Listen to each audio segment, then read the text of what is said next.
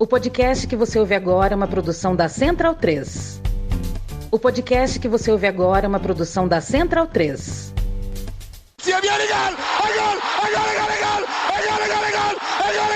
Parte Pirlo! Sì! Che vittoria! Che vittoria! Non lo so che ha segnato, ma chi se ne frega! Tardelli!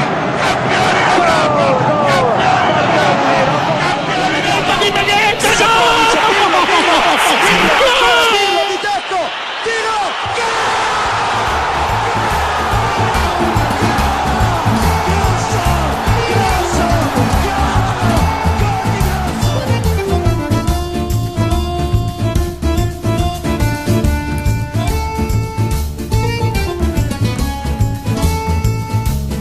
Olá a todos, muito bom dia, muito boa tarde, muito boa noite. Eu sou Anderson Moura, mas hoje não serei eu a apresentar o podcast da Cautiopédia. Estou de férias, curtindo minhas merecidas férias, não tirava férias há 2 anos.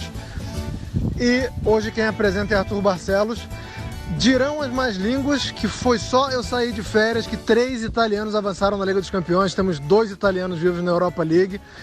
Eu não concordo, hein? Não concordo, e se alguém vier com esse papinho aí, eu vou reclamar, mas vocês podem saber tudo o que aconteceu e os prognósticos, né? Porque já teve sorteio, já sabemos que 2 italianos se enfrentarão, por exemplo, Milan e Napoli se enfrentarão, que a Inter de Milão enfrenta o Benfica e que todos esses times estão do mesmo lado da Liga dos Campeões, então o pessoal vai falar bastante. Caio Bittencourt, Nelson Oliveira e Arthur Barcelos vão destrinchar, vão falar tudo sobre esses confrontos e também dos italianos na Europa League e, claro, sem esquecer a Fiorentina, que também avançou na Conference League. Um abraço e pé frio é a mãe, viu? Pois é, Anderson, grande abraço para você, direto da Alemanha agora, né? Tava na Holanda, agora foi para a Alemanha.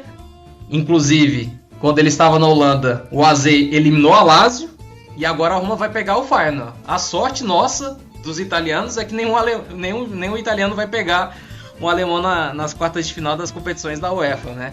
Mas enfim, é um grande prazer participar de mais uma edição do Cautiopédia. Agora nesse novo formato com a Central 3, inclusive semana especial, né, para a Central 3, completando 10 anos aí. Uma ferramenta realmente muito interessante que abriu espaço para muitos podcasts muito bons, de um conteúdo muito bom. E agora temos a nossa oportunidade também de voltar a falar de futebol italiano para todo mundo que acompanha já o trabalho há muitos anos da Cautiopédia, de todo mundo aqui da galera, né, que sempre faz o podcast no Twitter, nas redes sociais, enfim. Grande abraço à Central 3. Lembrando, claro, sempre a Cautiopédia. Além do site, super consagrado, também temos a nossa loja. Uma semana especial para o futebol italiano. Então, para a galera que quiser chegar aí nas quartas de final empolgada, né? Já equipada, na verdade, com presentes, vários materiais que a gente tem à disposição de vários times que estão, inclusive, nessa reta final de temporada. Dá uma olhadinha lá na Cautiopédia Store. Inclusive, vamos convocar o nosso fundador, Nelson, que sempre é um dos estaconovistas do podcast. Ele, ao lado do Caio, como o Anderson já trouxe aí, participando com a gente nessa 5ª edição do podcast. Grande abraço, Nelson, muito boa noite, muito bom dia, muito boa tarde para quem está aí escutando a gente, né? Enfim, a gente sabe como que a nossa audiência é variada, então, prazer participar com você, Nelson. Fala, Arthur, beleza? Bom dia, boa tarde, boa noite para todo mundo que ouve a gente. Salve aí também pro Caio. Sobre a loja, né? É só chegar lá, se tiver alguma dúvida, vai lá no site da Cautiopédia mesmo, a gente tem link lá, mas é história.cautiopedia.com.br.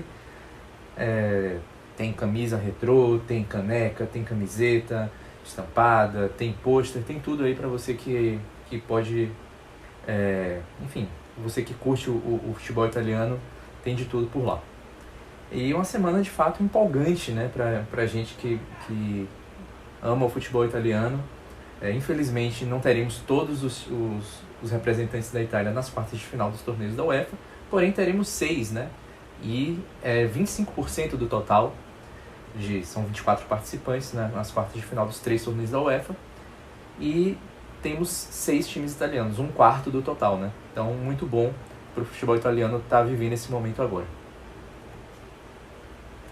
Inclusive a Itália é o país com mais representantes, né, nessas quartas de final de todas as 3 competições, né, da UEFA, a Champions League, Liga dos Campeões, a Liga Europa e também a Liga Conferência. São 6 representantes. A Inglaterra teve 4, a Bélgica teve 3, a Holanda com 2, assim como a Alemanha, a Espanha e Portugal, e Suíça, França e Polônia com um representante cada. Então, um recorde bem interessante aí para a Itália, que não tinha, né, 3 times nas quartas de final já há um bom tempo, desde 2005, 2006. Quem sabe a gente vai ter também. Aliás, não, a gente já está garantido isso na Liga dos Campeões, uma semifinal, né, com times italianos. Aliás, não, depende da Inter, né? A Inter vai pegar o Benfica. Passando a Inter, a gente pode ter mais uma vez uma semifinal com 2 times italianos. Isso não acontece desde 2003. 2002, 2003, né, quando teve o derby de Milão, Inter e Milan. No caso, o Milan passou, depois enfrentou uma outra italiana na decisão da Champions e o Milan ganhou da Juventus. Caio, você, mais que ninguém, porque a gente fala do Napoli, obviamente, que é o melhor time no momento do futebol italiano, dos principais também, por que não, do futebol europeu. Grande abraço para você, já dando seu primeiro destaque aí dessas oitavas de final. Napoli confirmando o favoritismo, Inter e Milan sem sofrer gols, mas também com muito sofrimento conseguiram passar pelo Tottenham e também pelo Porto. Olá a todos, muito bem, realmente é essa a palavra, muito bem, para definir todos os 6 classificados. Poderíamos até ser 7 se não fosse a Lazio com o AZ, mas a divisão de forças acabou por não permitir tanto. E é nessa dosagem de forças que vai ser a grande questão para saber como todos eles irão dividir as suas expectativas. Seja o Napoli entre os seus sonhos, seja Inter, Milan, Roma e a Juventus, querendo ou não, pensando no G4, na disputa de Champions League e tudo mais, porque a Juventus tem crescido no campeonato também, e a Fiorentina, que se vê com 2 chances reais de quebrar um tabu de 23 anos sem título. Desde a Copa Itália de 2000-2001 que a Viola não vê uma nova taça em sua sala de troféus. E é uma boa chance, e a Fiorentina provou sim que pode ser uma grande candidata. Mas vamos em frente que temos muita pauta. Exatamente, vamos ter aí um confronto super especial com Napoli e Milan. E, claro, ainda treinando o Benfica na Liga dos Campeões, nas quartas de final. Primeiro falando sobre o Napoli confirmando, né, Caio, esse favoritismo contra o Eintracht Frankfurt.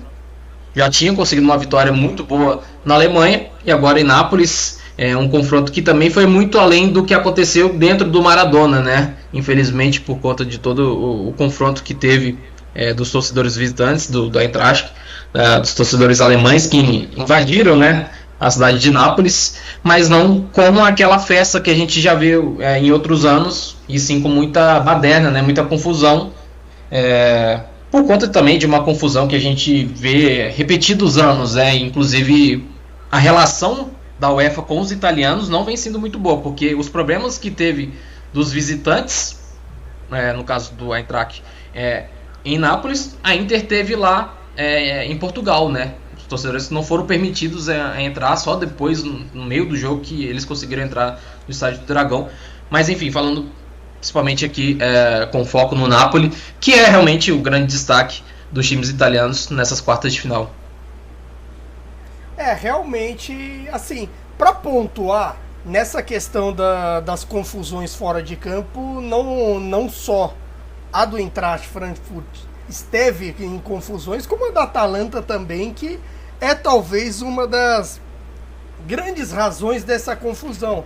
Essa questão aliada, os gemeladi, como se chamam as irmandades internacionais entre torcidas. E nesse caso, as confusões começaram já no jogo de ida, com torcedores do Napoli agredidos, muito por conta dessa relação que já vem desde os anos 90, já é uma relação de ultras muito grande. E nesse aspecto, até por conta disso, o Ministério do Interior, a Prefeitura de Nápoles pediram para ser torcida única, depois voltaram atrás, e nessa bagunça toda que a UEFA fez, acabou que criou um clima de caos ainda maior, criou uma confusão ainda maior, com torcedores viajando quase para brigar, quase para ter esse encontro, que coincidentemente a Atalanta jogou poucos dias antes e também teve torcida única em Nápoles por conta disso.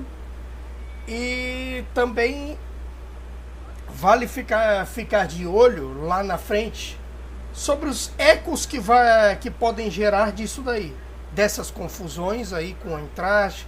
Os próximos clássicos entre Napoli e Atalanta é uma questão de ficar de olho, e um confronto que lá na frente podemos ficar de olho, até em vista o que aconteceu na final da Conference passada e nos confrontos de 14 e 15, que eles depredaram Roma.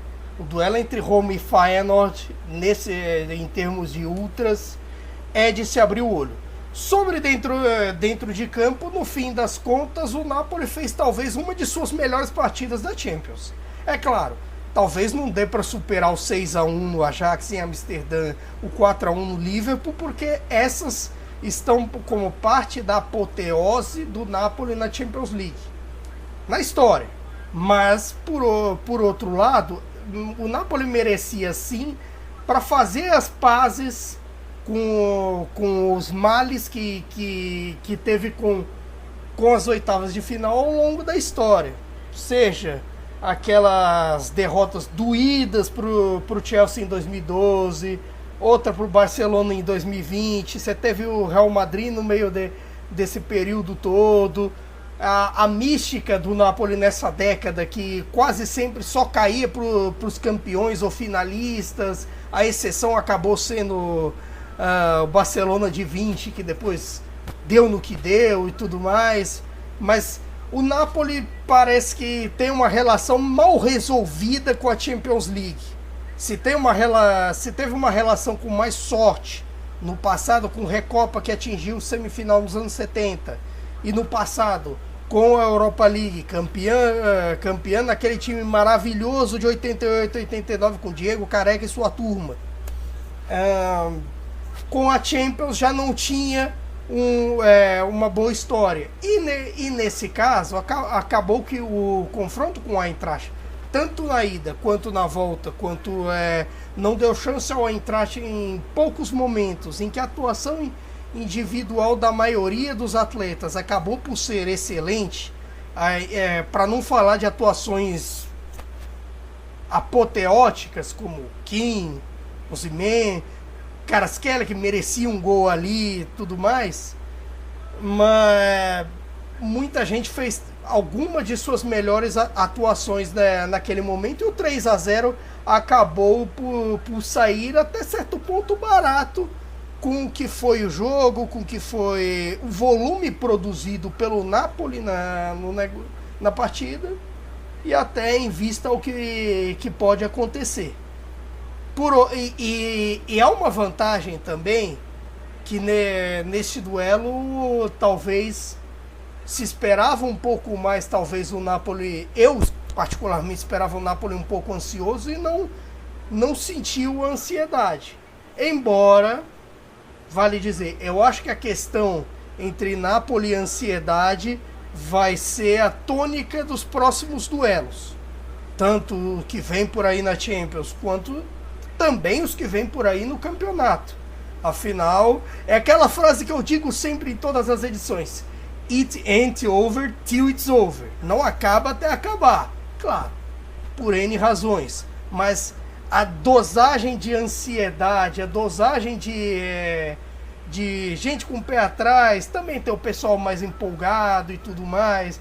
Tem gente que já banca o Napoli, que pode chegar numa final, pode até ganhar.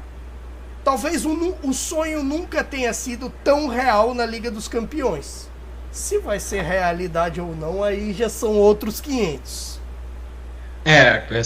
Essa oitava de final foi muito importante, né? Como a forma pela qual o Napoli passou pelo Frankfurt, né?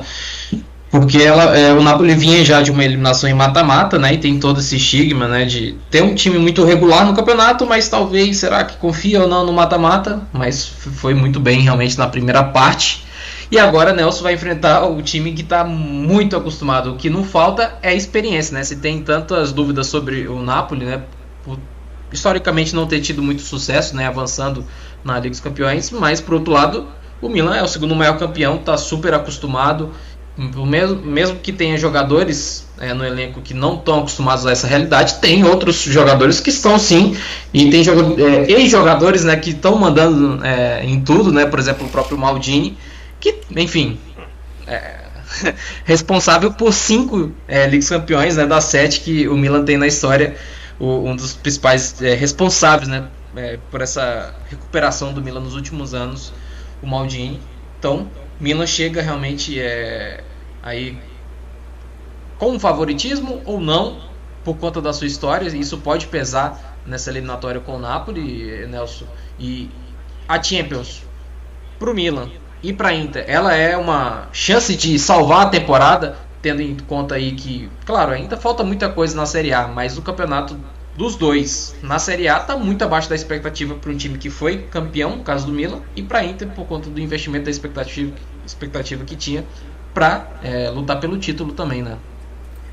Eu vejo os dois duelos, né, de Champions League que envolvem os italianos, eu vejo os dois muito equilibrados, sem nenhum favorito assim óbvio, né? Porque eu acho que as vantagens que um time tem em relação ao outro, elas são contrapostas por outros aspectos que favorecem seu adversário, né? Por exemplo, o Milan, a gente sabe que em Champions League é o time italiano que tem mais tradição, né? É o time que tem mais títulos. E o Napoli é um estreante, né, nas quartas de final. O Milan não sofreu muito assim contra o Tottenham, né? Eu acho que ele conseguiu dominar o confronto de maneira geral, fez a proposta era se defender bem e conseguiu se defender bem, né? Fora a defesa do Manhã ali já nos acréscimos do segundo jogo, não teve mais nenhum outro tipo de problema diante do Tottenham, né? Então eu acho que tem que colocar na balança que por exemplo, o Milan nunca perdeu um mata-mata pro Napoli, né? Todos os mata-matas, obviamente, né, em torneios nacionais, né, porque é a primeira vez que eles se enfrentam num torneio da UEFA, o Milan ganhou todas as vezes, né? Foram 4 vezes, né, Caio? Os 4. Final de 72 na Copa, oitavas da Copa de 84-85, a semifinal de 89-90, decidida no São Paulo, que o Milan ganha 3-1, aí depois o Napoli dá o troco no campeonato, tudo mais, e o Milan acaba por perder a Copa para a Juventus e ganha a Champions. E agora, por último, as quartas da Copa Itália de 18-19, que o Piontek fez 2 gols. Piontek, que estranho falar dele. E além disso, né, tem os outros 2 jogos, né, que eu lembro assim mais de cabeça, que não são exatamente mata-mata, né, mas que tinham um pouco dessa característica de matar ou morrer pela Série A. Também deu Milan, né? Esse é o jogo, agora esse jogo da Champions League que vai ter em abril, os 2 jogos, né, na verdade, esse confronto da Champions League, das quartas de final, é o mais importante desde um jogo de 88, que Milan e Napoli fizeram no antigo São Paulo, né? Foi um jogaço, né? 3-2 pro Milan, o Gullit jogando demais, conseguiu até dar uma destronada no Maradona fez um gol, o Careca fez o outro pro Napoli. Enfim, né? Quem quiser ler mais e até ver os melhores momentos desse jogo, ou depois até procurar o jogo inteiro, a gente tem que ter... Vale porque é um dos melhores jogos da história da Série A. E outra coisa, até estava consultando aqui rapidinho, essa eliminatória vai ser só a segunda na história de um duelo de 2 jogos entre os dois. Só a semifinal de 90 foi um duelo de 2 jogos. É curioso até que o Napoli tem diversos confrontos em sua história contra outros rivais na Copa, contra a Inter, Roma, Juventus e Lazio, então nem se fala, cruzam direto, e com o Milan é muito raro de acontecer. Eu acho que isso pode pesar, inclusive até a favor do Napoli nesse ponto, porque eu acho que confrontos de 2 jogos acabam sendo mais favoráveis para quem tá jogando melhor, né? Claro que, obviamente, cada jogo é um jogo, né? O Pioli pode novamente conseguir fazer uma defesa intransponível ali e parar o ataque fortíssimo que o Napoli tem nessa temporada, né? Mas, enfim, em 88 era um jogo que valia praticamente o título, né? Quem ganhasse ficaria na liderança da Série A, e o Milan ganhou, né? O Napoli tinha acabado de ser campeão italiano, estava defendendo o seu título, e o Milan do Sacchi foi lá e ganhou.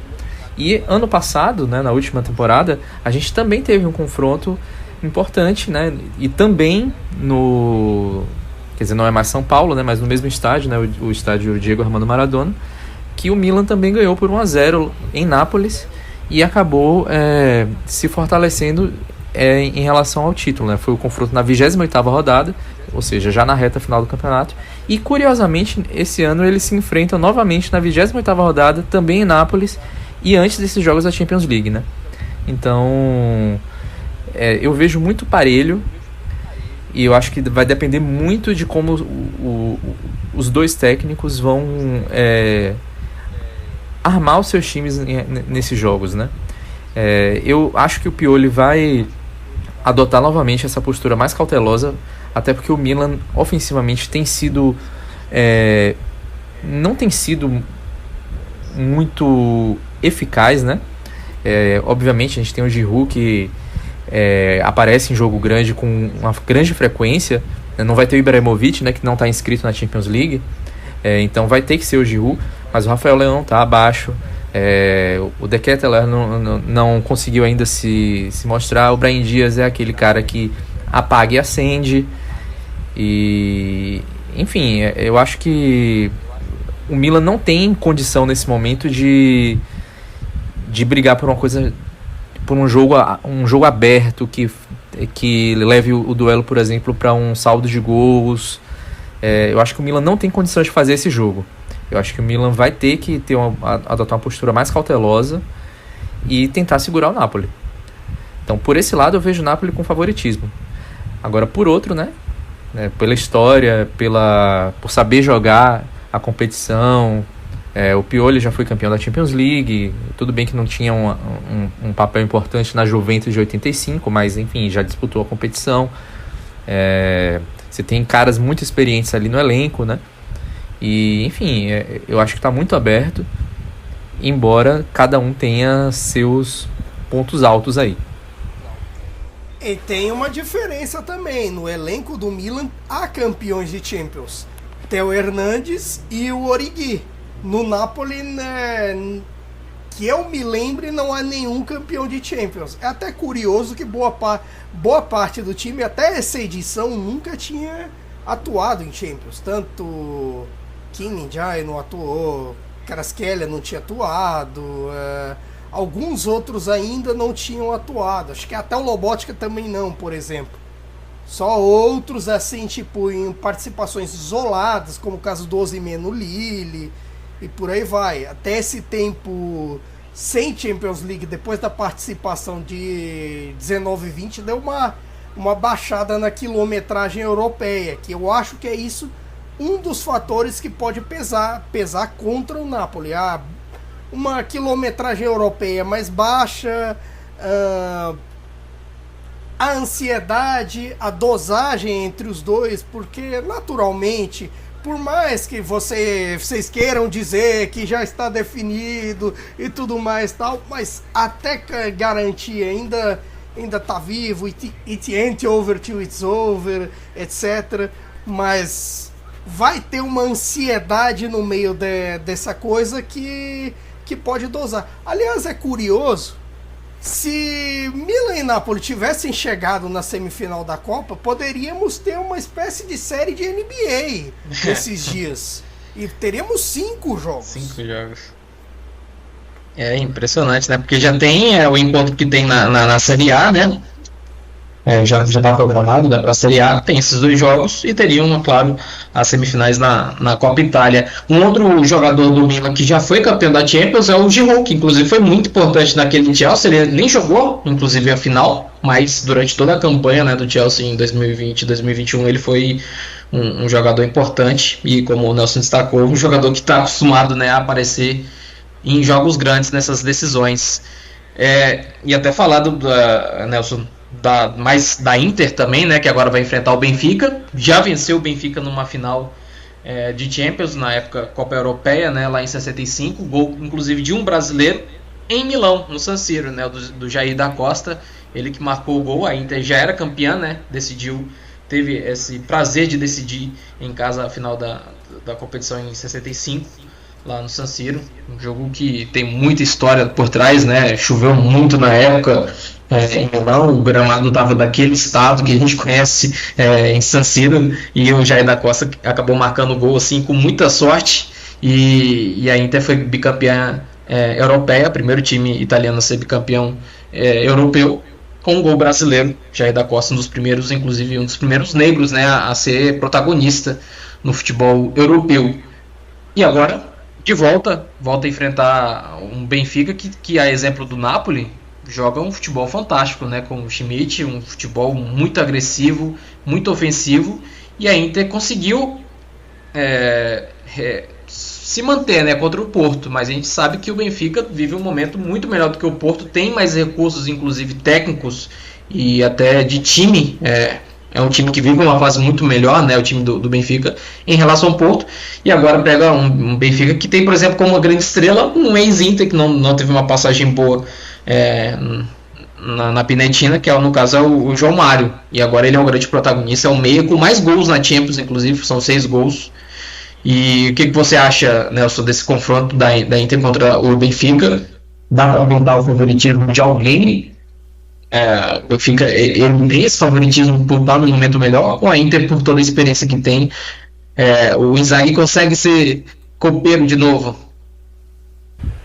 O João Mário ele ainda é artilheiro do campeonato português, né? Um dos artilheiros do campeonato português, ao lado do Gonçalo Ramos, com 15 gols.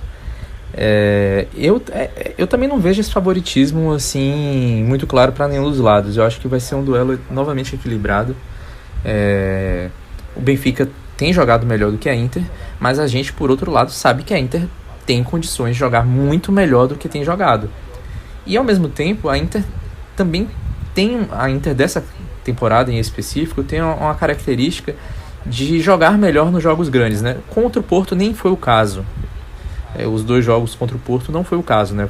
A Inter sofreu na defesa, teve o Onana como um dos seus principais nomes, né, no confronto, mas a Inter fez bons jogos contra seus adversários na Série A, embora alguns desses jogos também tenha perdido, né? Isso também tem que ser pontuado. Apesar de ter feito bons jogos, perdeu alguns deles, né? Na Champions League já menos, né? Ganhou do Barcelona e em casa, né, por 1-0, e teve um jogo fantástico no Camp Nou. Foi 3-3, né, mas teria merecido a vitória naquele dia. O Benfica, né, ele já fez mais de 100 gols na temporada, né? Tem o segundo melhor ataque da Champions League com 23 gols. Já deixou uma italiana no caminho, né, que foi a Juventus, num grupo com o PSG. Foi líder desse grupo, isso é importante pontuar, né? E tá 8 pontos à frente do Porto, que deu trabalho para a Inter, né? Então, assim, eu acho que vai ser um duelo mais difícil ainda do que foi contra o Porto, porque a Inter não tá com uma defesa assim muito sólida, né? Apesar de não ter sofrido gols contra o Porto, a gente tem visto a defesa da Inter ter muitos apagões ao longo dessa temporada, né? Então eu acho que tem essa vulnerabilidade frente ao ataque poderoso do Benfica, e embora também não tenha sofrido gol do Napoli, né?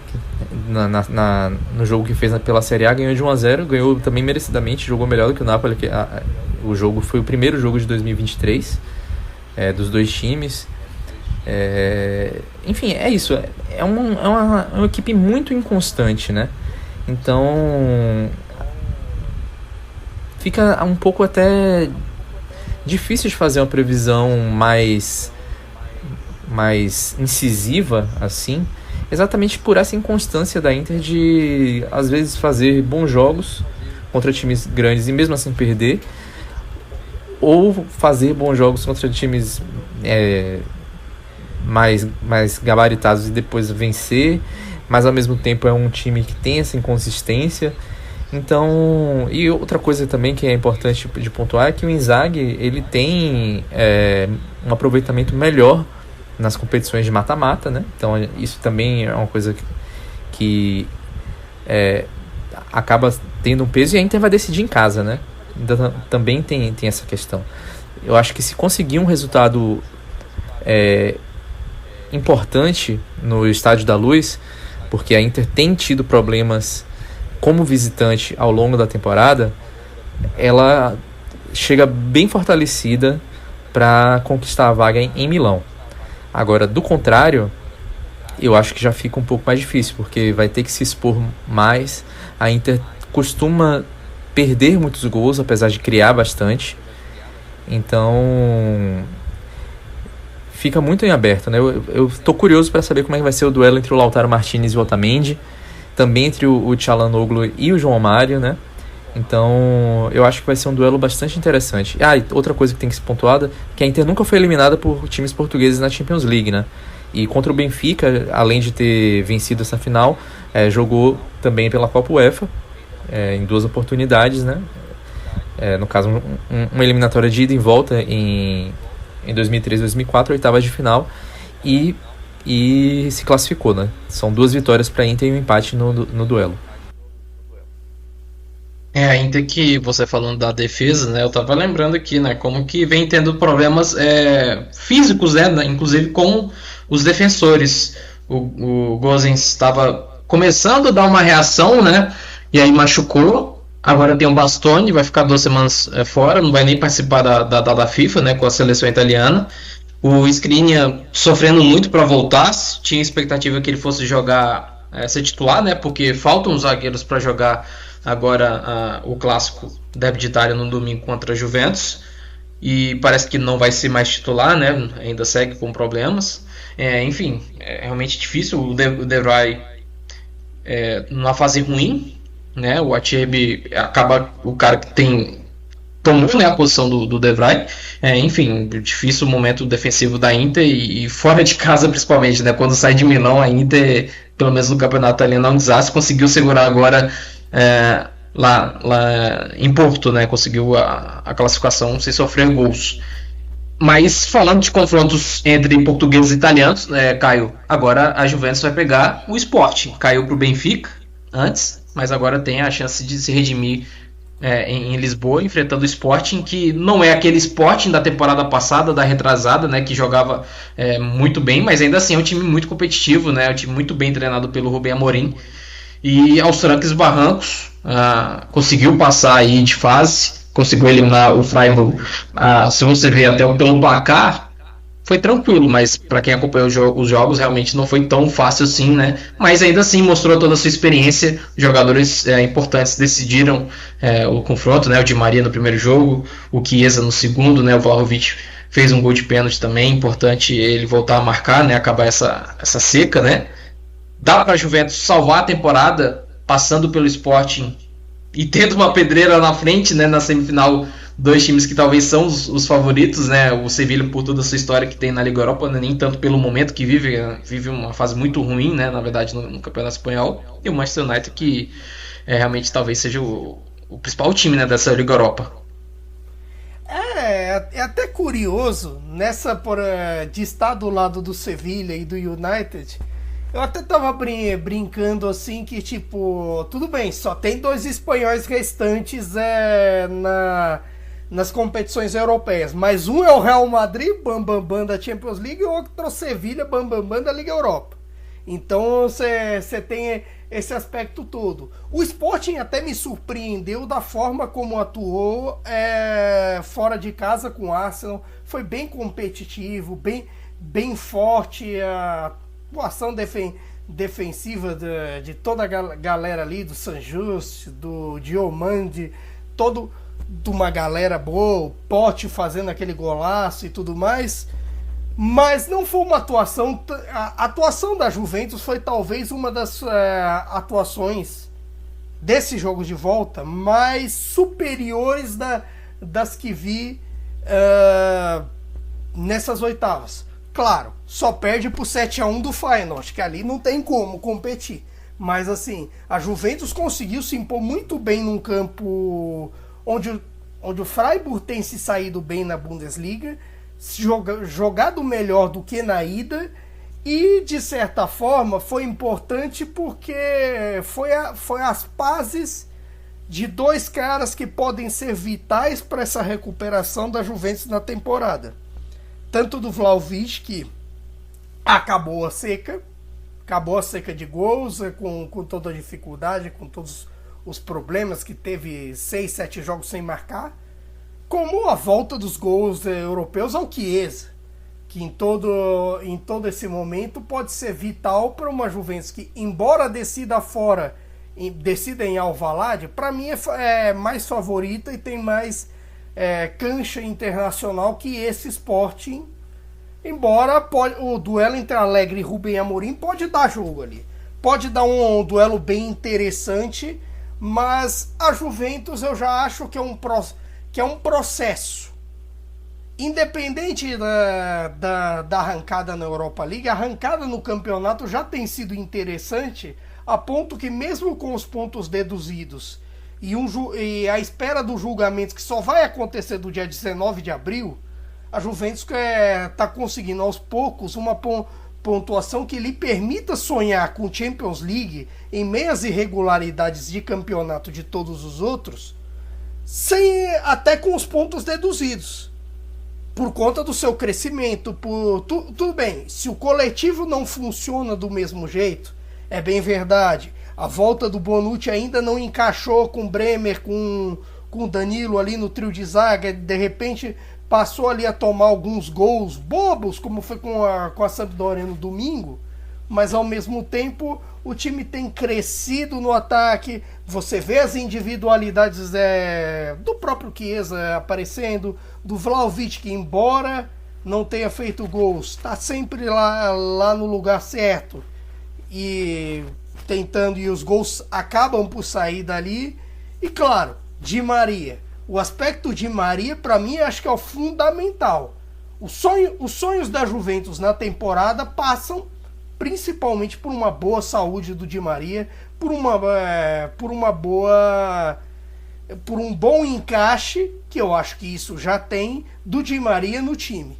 E nesse aspecto eu acredito que a Juventus possa sonhar com os seus 3 objetivos, porque querendo ou não, você tem o objetivo de se garantir na Europa por 2 frentes, tanto via G4 ou até G6 se você for contar Europa Conference, como também tem a Copa, que está na semifinal com a própria Inter, como a Europa League. Então, de repente, pode ser uma oportunidade interessante, até em vista aos clássicos que vem aí com a Inter e por aí vai.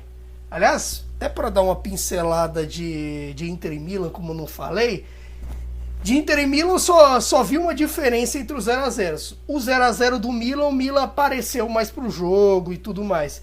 O da Inter, eu confesso que fico um pouco preocupado com esse sistema ofensivo.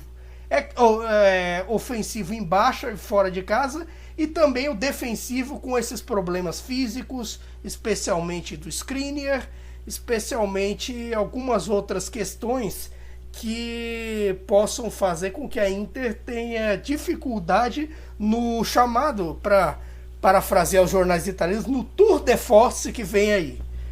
E eu acho até com essas 3 competições, de repente com uma Inter mais esfacelada defensivamente, pode ser um sinal de alerta, principalmente nos clássicos com a Juventus, à primeira vista, e até, se não recuperar, para os duelos com o Benfica. A Inter sofreu muito, né, a força física que tem o Porto, né? É um time que joga de uma forma muito agressiva, não conseguiu realmente criar muitas chances. E isso já também acontece com uma frequência no campeonato italiano também, porque se não tem o Lautaro para acertar, o Lukaku não vem rendendo muito bem, e até o próprio Dzeko caiu um pouquinho, né, nos últimos jogos, apesar de ser um jogador que ainda assim cria muito, né, ele ajuda muito, mesmo que ele não faça os gols, ele ainda assim ajuda muito na construção ali, ele é quase que um segundo regista, né, do time, sendo o centroavante da equipe. E Nelson, agora a Roma, será que consegue de novo com o Mourinho?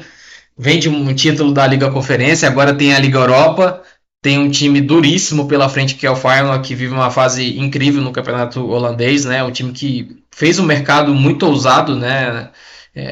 Fez contratações muito interessantes, inclusive, a gente já falava bastante disso antes, lá no início da temporada, no verão, e vem se confirmando, né? Desbancando Ajax e PSV e chegando aí para as quartas de final da Liga Europa com uma boa expectativa contra a Roma, que conseguiu passar de fase, mas levantando muitas dúvidas ainda por conta da irregularidade do time, né? Apesar de que mostrou muita consistência contra uma Real Sociedade, que também é um time bem interessante, né? Então a gente sempre tem aquela dúvida da questão do Mourinho, dele ter esse fator diferencial, né, no confronto de mata-mata, agora contra uma equipe que é melhor do que a que enfrentou pelo momento, né, que tem na temporada, no caso o Feyenoord, em comparação com a Real Sociedade. Eu acho que a Roma, ela inspira desconfianças por ser a Roma, né? Acho que começa um pouco daí. Mas falando sério, né? Sem as brincadeiras sobre as romadas e tudo mais, é uma das Romas mais sólidas dos últimos tempos, né? O Mourinho tem conseguido fazer uma defesa sólida, apesar, enfim, é uma das Romas mais sólidas dos últimos tempos, mas mesmo assim toma 4-3 de Sassuolo em casa. Então aí a gente volta novamente àquela história de ser a Roma, né? Mas enfim, já é uma Roma que fez história, né? Acho que isso a gente precisa pontuar. É apenas a terceira vez em toda a história da Roma que ela consegue alcançar pelo menos as quartas de final de torneios da UEFA por 3 temporadas seguidas, né? Então, a primeira vez foi lá no início dos anos 80, na mesma época que ela foi campeã italiana e finalista da Champions League, né? Na época Copa dos Campeões, ou seja, com o Lidholm, né? O sueco, que é o maior técnico da história do clube. E a segunda vez foi no início dos anos 90, quando ela foi finalista da Copa UEFA, né? Perdeu para a Inter. E também teve outras participações aí. Era na época que foi comandada pelo Ottavio Bianchi, que foi campeão italiano com o Napoli, né? O primeiro scudetto do Napoli foi com o Bianchi. E também com o Vujadin Boskov, que foi o técnico que levou a Sampdoria para ser o título italiano, né? Então essa é a terceira vez. 2 delas com o Mourinho. E então a gente vê que há um momento já de ver a Roma num novo patamar, assim, do ponto de vista europeu, e acho que isso se deve muito ao Mourinho, né? Porque se ele chegou em 2 e ganhou uma, né? O primeiro título europeu, no caso de torneios da UEFA, né? Porque a Roma tinha uma Copa das Feiras que não é uma competição UEFA, da Roma. Então eu acho que a gente já pode entender que a Roma está em um patamar diferente, então que a Roma tem condições sim de jogar e de sonhar com as semifinais. O Feyenoord está bem, de fato é um time interessante, né? Tem jogadores tipo o Bijlo, né? Que foi o goleiro que jogou a Copa do Mundo pela Holanda. Você tem o Kokcu, jogador turco, né, capitão do time. Tem o Ranko, que é ex-jogador da Fiorentina, de Eurozum, o Igor Paixão, Danilo, Gimenez, o Djarabash. Enfim, mas esse mesmo time tomou 4-2 da Lazio, né, nessa temporada. Eu acho que isso também precisa ser pontuado. Tomou 4-2 num jogo que na verdade estava 4-0 e depois fez 2 gols no fim ali, quando a Lazio já estava um pouco mais relaxada. E também obviamente era um time que tinha algumas modificações, mas já era treinado pelo Arne Slot, perdeu para a Roma também na Conference League da última temporada, e a Roma também jogou melhor, fez um jogo defensivamente muito importante, né? Eu acho que isso é a maior marca da Roma na sua história com o Mourinho nas competições europeias. O Smalling tendo atuações muito sólidas, até o Ibanez também tendo atuações elogiáveis, e a gente também tem o Mancini, que é um jogador que também é muito importante no esquema, né? Então a gente vê uma Roma muito compacta, eu acho que também vai ser a tônica do duelo, e esperando ver se o Abraham vai conseguir jogar um pouco melhor, né, nesses duelos aí das quartas de final da Europa League. A Roma depende muito do Dybala ainda ofensivamente, né? Seria importante que o Abraham pudesse contribuir mais, né? A fase não é tão boa, mas quando ele, por exemplo, já entrou em ação contra a Real Sociedad no jogo de ida, meio gol do El Shaarawy foi dele, meio gol foi do Dybala, né? O El Shaarawy praticamente só empurrou para dentro do gol. Então, eu acho que vai ser um jogo muito duro e vai ter muito problema nas arquibancadas. Eu acho que isso pode pesar muito. Eu acho que vai ser vão ser, né, ambientes muito hostis para os visitantes, tanto no Olímpico quanto no The Kuip, porque, enfim, né, como o Caio falou no início do programa, em 2015 a torcida do Feyenoord depredou mesmo lugares de Roma, né? Lugares tombados, lugares com construções milenares, eles quebraram, de fato. E no jogo de volta, o Gervinho ainda foi vítima de atos racistas, né? A torcida do Feyenoord utiliza, né, bananas infláveis enfim, né, para apoiar o time e tal, mas atiraram uma dessas bananas sobre o Gervinho, né? Então deu muita confusão, atiraram sinalizadores no gramado, foi um jogo muito tenso. Então eu imagino que esse cenário irá se repetir. É um jogo que a UEFA tem atenção máxima. Aí já foi solicitado até pela Prefeitura de Roma que os torcedores do Feyenoord sejam proibidos de irem à Itália, né? Então eu acho que esse componente aí também é importante, né? A gente vê, por exemplo, o time da Roma, apesar de não ser como em outros tempos, que tinha muitos jogadores nascidos em Roma, torcedores da Roma, né? Mas a gente tem o Pellegrini, por exemplo, que é o capitão e é um desses caras aí, né? Então tem um potencial de sentir mais esse confronto, que deve dar dores de cabeça aí às autoridades. É sempre complicado, né, os duelos contra o Feyenoord, né, porque não é de hoje, né, que tem os torcedores levam problemas nesses jogos como visitantes, né, Caio? Não é recente, né, esse problema, como você já destacou antes, o próprio Nelson também, lembrando do caso de 2015, mas também em outros confrontos também, isso já é recorrente, não só com italianos, mas também com vários outros times de outros países. Os confrontos contra o Feyenoord são sempre complicados, porque eles vão muito além do que acontece dentro de campo. Mas falando também um pouquinho ainda sobre a Roma, projetando a expectativa dela ainda na Liga Europa, além do Mourinho e de toda essa questão, essa áurea em mata-matas, né? Tem também a questão do Paulo Dybala, né? O Dybala é o jogador que realmente carrega a Roma, né? E, então ele é o diferencial do time, né? Então ele pode ser esse cara que vai fazer a diferença realmente nesses confrontos decisivos de mata-mata também. Exatamente, e talvez tenhamos o melhor momento individual do Dybala na Itália em muitos anos.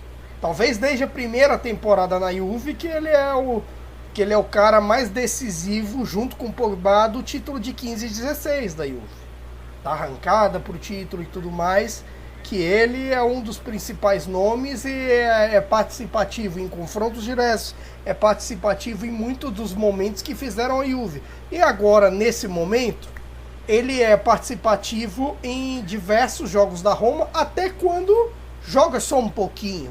O simples fator de dar liberdade para jogar, que é um fator importante do time do Mourinho, a liberdade toda que faz o Dybala jogar, acaba por potencializar o que ele tem de melhor. As finalizações, os passes, as jogadas que ele tem. E isso acaba por fazer diferença na luta pelo G4 do italiano, como até nesse confronto com a Real Sociedad. Embora, para mim, o fator de bala não foi o principal questão positiva que vi da Roma nessa eliminatória, mas sim o sistema defensivo. A atuação do Mancini, que tudo bem, ele é meio doidão, tal, às vezes ele é meio bomba-relógio, assim, com relação a faltas, com relação a marcação um pouco pesada nos adversários, mas fez bons jogos. Smalling e Ibañez, quando o Mancini está bem, costumam crescer também. É bem verdade que talvez isso não sirva tanto quando estão com o Kumbulla, que o Kumbulla, embora tenha seu potencial, às vezes ele é capaz de chutar o cara no chão sem bola, e aí de repente vira o que vira, como foi com o Sassuolo, mas não foi assim com a Real Sociedad. E o problema é justamente isso da Roma. O problema às vezes é que assim, a gente sabe que a Roma, quando ela está nos seus melhores dias, é aquilo que eu dizia até do Napoli tempo atrás. Quando ela está nos seus melhores dias, ela é capaz de competir bem. Esse sistema da Roma é capaz de competir bem.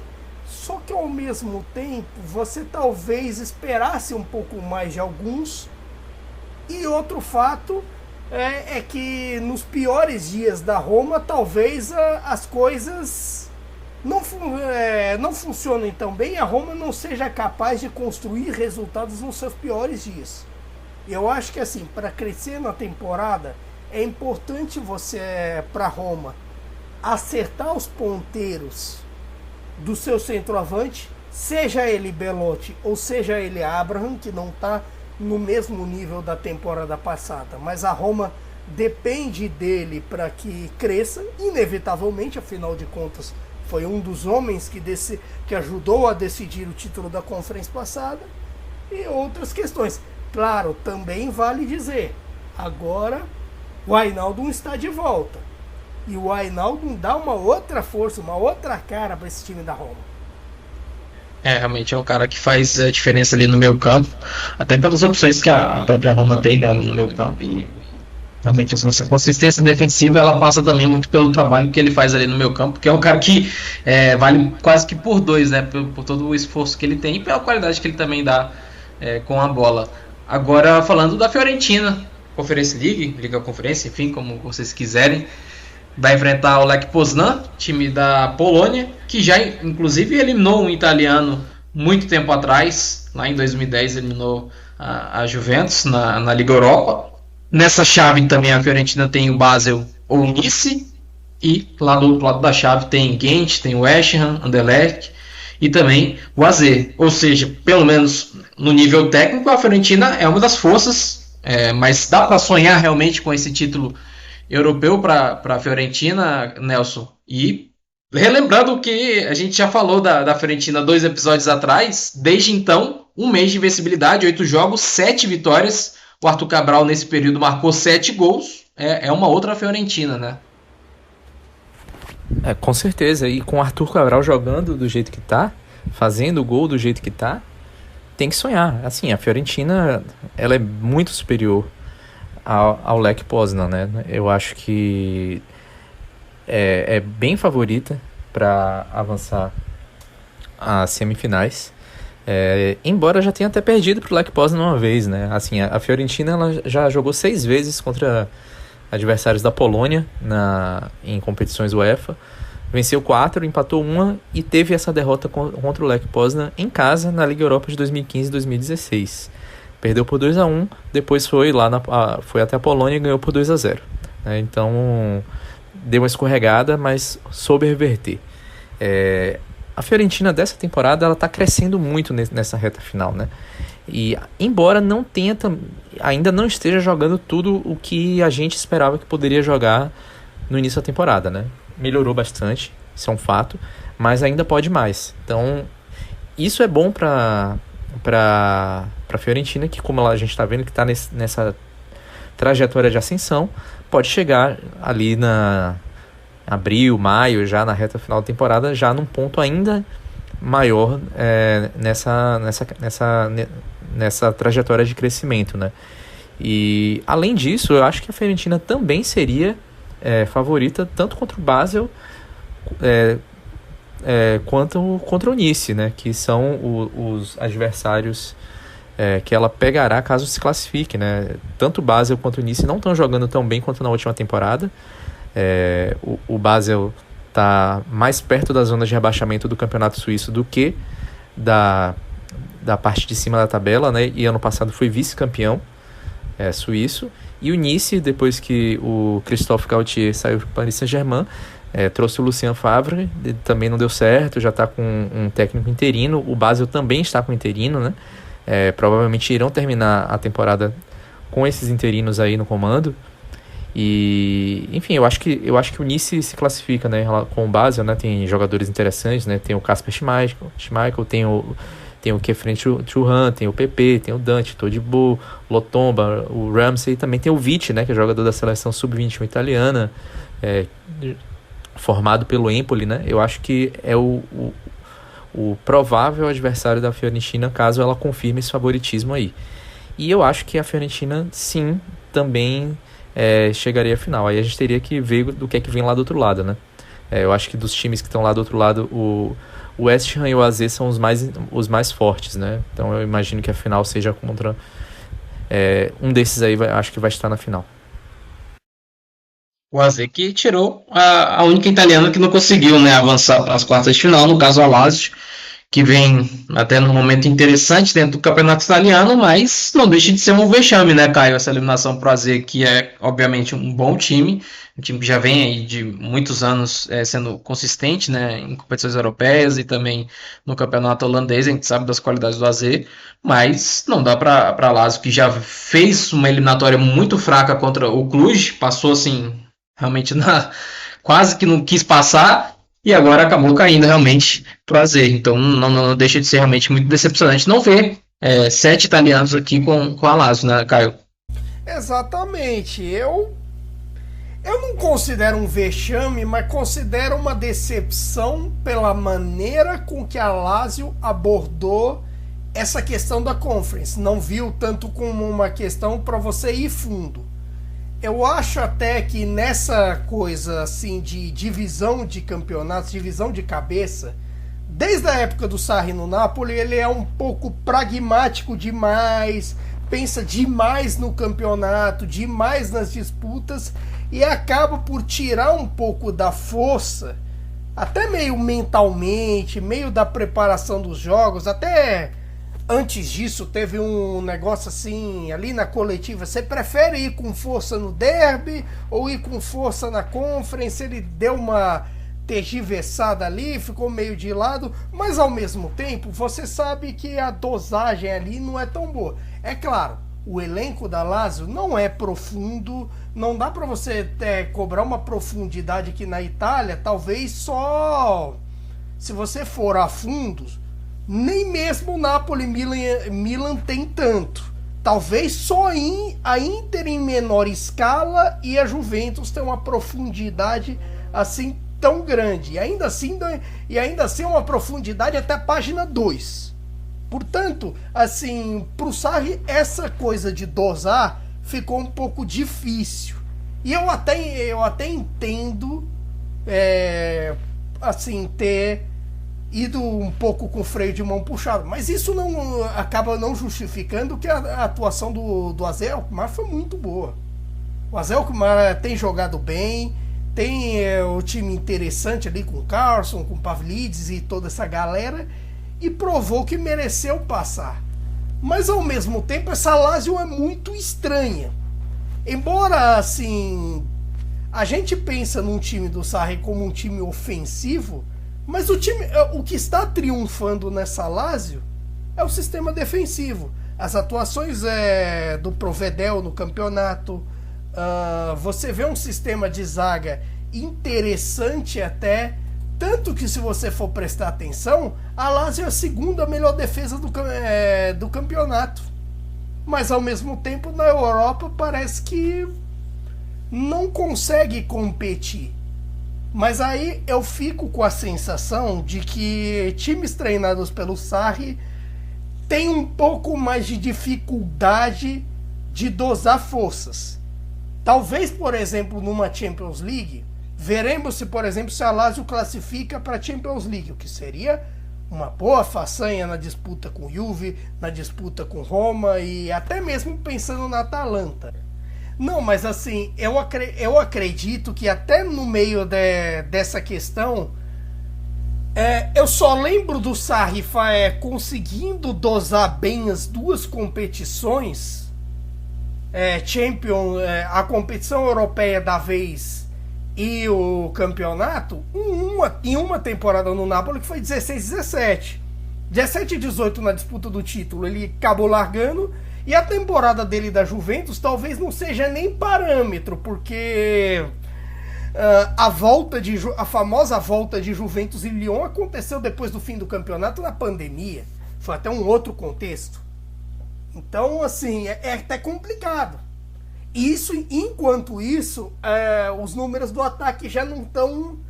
A gente vê um Immobile que segue prolífico, mas não prolífico com o mesmo padrão. Claro, você tem as atuações espetaculares do Felipe Anderson também, mas ao mesmo tempo há uma sensação de que falta alguma coisa, que isso não é o melhor que a Lazio pode produzir. Querendo ou não, o elenco da Lazio é muito limitado, né? Falta realmente um investimento para ser um time do patamar dos outros times grandes, né, do futebol italiano. A Lazio sempre teve um elenco muito curto e sofre, né, de ter que revezar o elenco durante essas competições. Não tem, né, um reserva. A sorte é que pelo menos o Felipe Anderson está muito bem, jogando um pouco mais centralizado, né? Mas não tem um reserva para o Immobile, por exemplo, né? Agora, projetando, falando de Lazio, obviamente, porque ela pode abrir 5 pontos para Roma agora no domingo, né, Nelson? Então é um jogo que realmente pode ser decisivo para a temporada da Lazio, porque pode ainda salvar, né, esse fim de ano aí para a equipe. É um jogo super importante contra a Roma no domingo. O que você acha? Tem favorito para esse jogo? E que você já quiser engatar aí também, a gente já está chegando no finalzinho do programa, do derby della Madonnina, aliás, derby de Itália, perdão, Inter e Juventus, o primeiro de vários confrontos que a gente vai ter por conta da Copa Itália, né, dessa semifinal, Inter e Juventus, em momentos parecidos, né, na temporada de recuperação, mas que também tem muitas dúvidas sobre os times. É isso aí, então.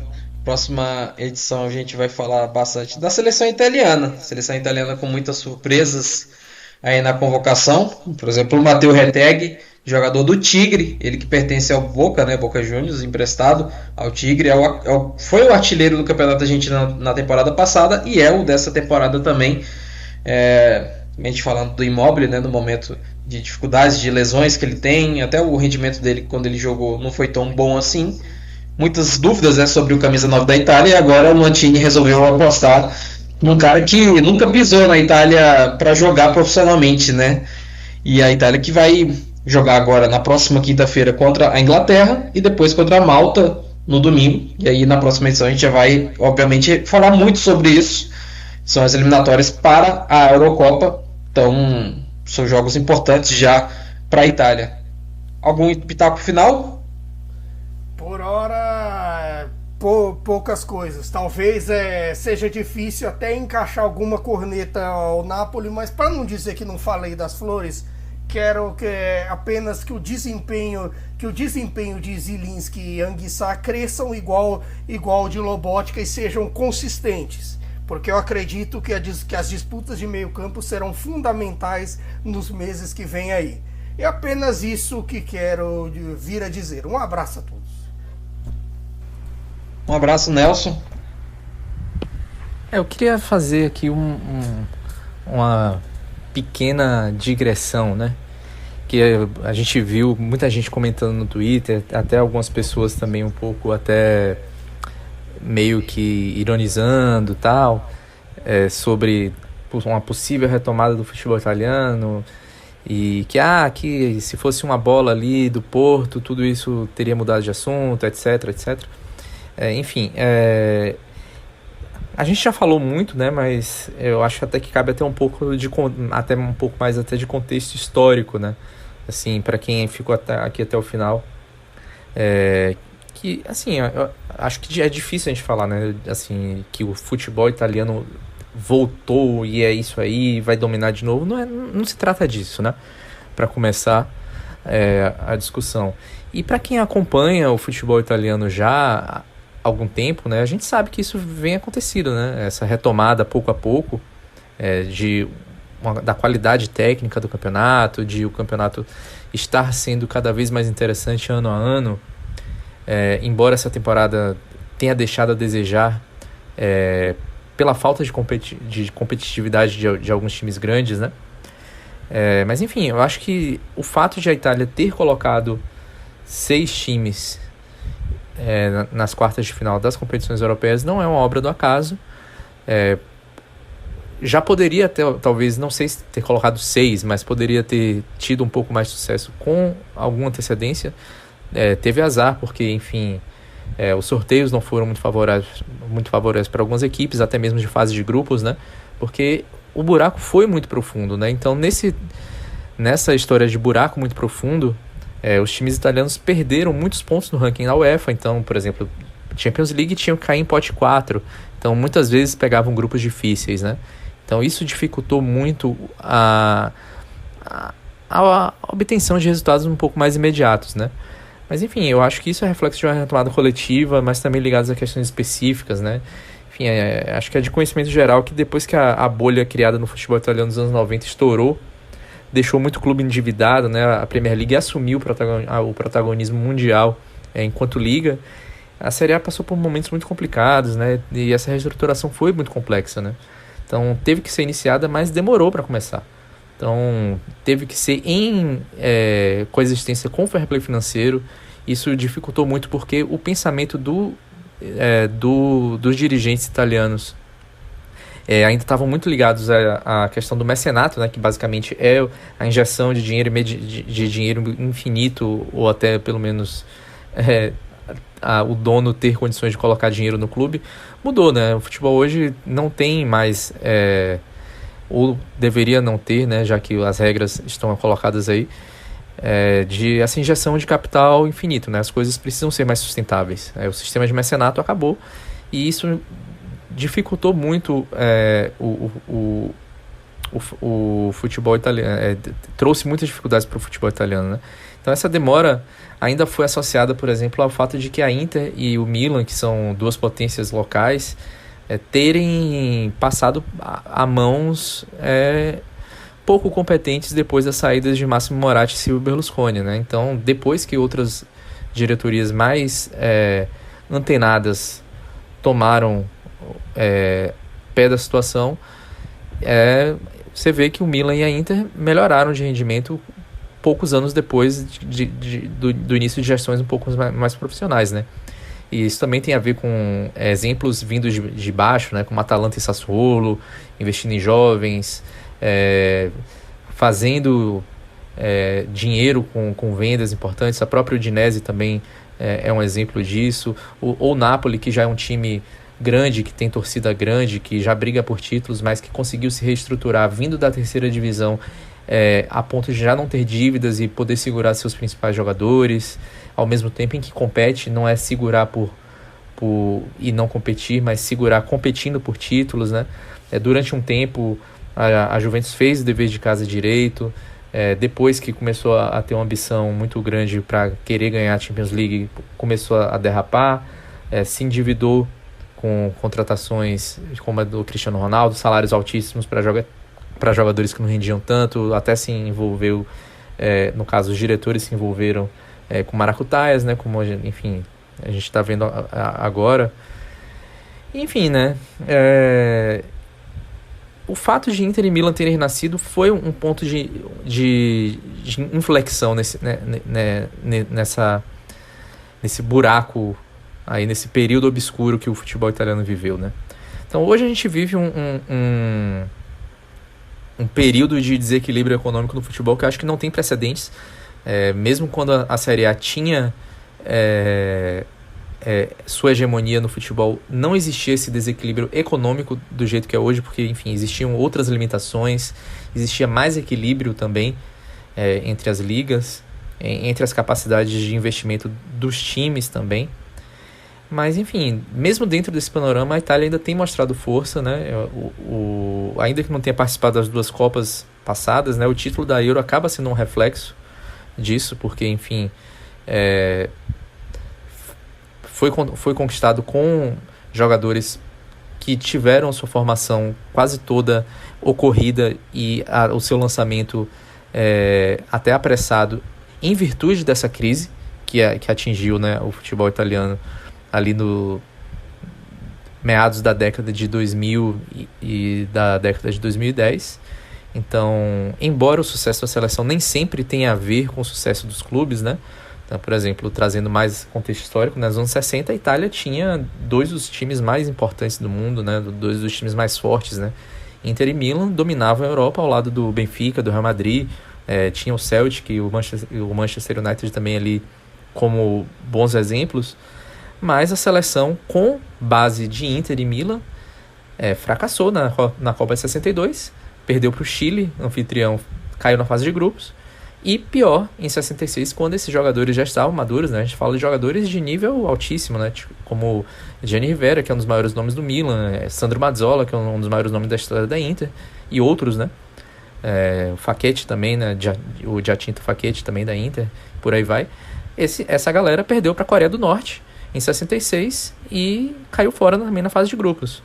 Então, até se aventou, né, que existia uma crise no futebol italiano porque a Itália tinha caído 2 vezes em Copas do Mundo na fase de grupos para seleções inferiores e se fechou as fronteiras na época para impedir que novos jogadores estrangeiros chegassem. Isso prejudicou muito o futebol italiano, que viveu uma queda técnica assim, grande nos anos 70.